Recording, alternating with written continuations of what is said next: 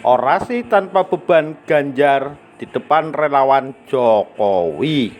Beranikah Prabowo ataupun Anies ngomong begitu? Suasana di Hall Basket Senayan pada Sabtu, 13/5, mendadak riuh ketika digelar acara halal bihalal kelompok relawan Jokowi, yang dihadiri pula oleh Ganjar Pranowo. Dalam kesempatan itu, Ganjar juga berorasi politik dengan isi orasi yang rasanya takkan berani disampaikan oleh Anies Baswedan maupun Prabowo Subianto, yang secara langsung maupun tidak langsung menikmati hasil kampanye bermuatan sara, bahkan politisasi ayat dan mayat yang pernah terjadi pada Pilgub 2017 maupun Pilpres 2014 dan 2019. Nah, dalam petikan orasinya, yang bisa kita dengarkan atau saksikan dari berbagai tayangan di media online maupun YouTube, Ganjar Pranowo berkata seperti ini kepada para relawan Jokowi yang terlihat menyemut di lokasi acara. Saya titip betul, bangsa ini pernah terjadi pembelahan karena perbedaan pilihan. Bangsa ini pernah terjadi situasi yang tidak nyaman karena kita terlalu banyak membicarakan apa sukumu, apa agamamu, dan apa golonganmu.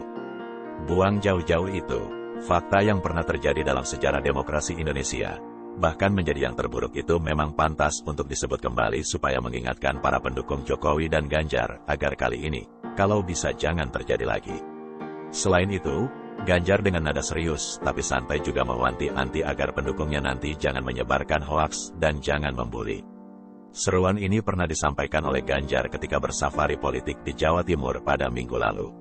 Saya minta kepada kawan-kawan semuanya, pendukung Ganjar Pranowo tidak akan menyebarkan hoaks, setuju?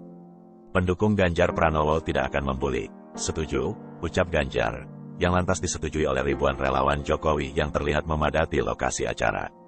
Mendengar orasi politik Ganjar, mendadak saya terpikir soal Prabowo dan Anies, yang menjadi pesaing Ganjar, yang bagi saya sama-sama bermasalah dengan topik kampanye yang beraroma sara hingga politik identitas.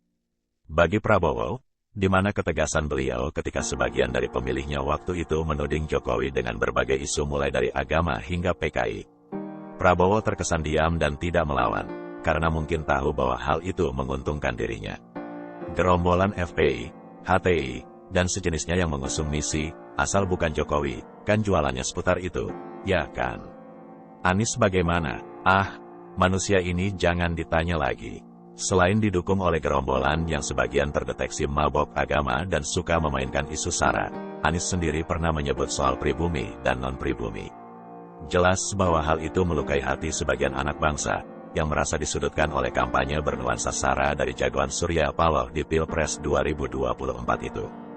Jadi, kita mau lihat seberani apa Prabowo dan Anies ingin mencuci noda kelam dari sejarah politik masa lalu mereka, dengan melawan narasi anti-bully, anti-sara, dan anti-hoaks yang disuarakan dengan tanpa beban oleh Ganjar Pranowo karena memang tidak menggendong dosa politik seperti dua pesaingnya itu. Masa, calon yang kayak begini, dengan dosa politik terkait sara, mau didukung buat memimpin negeri yang sejak dahulu kala dikaruniai beragam suku, agama, bahasa, dan golongan. Gue si Oga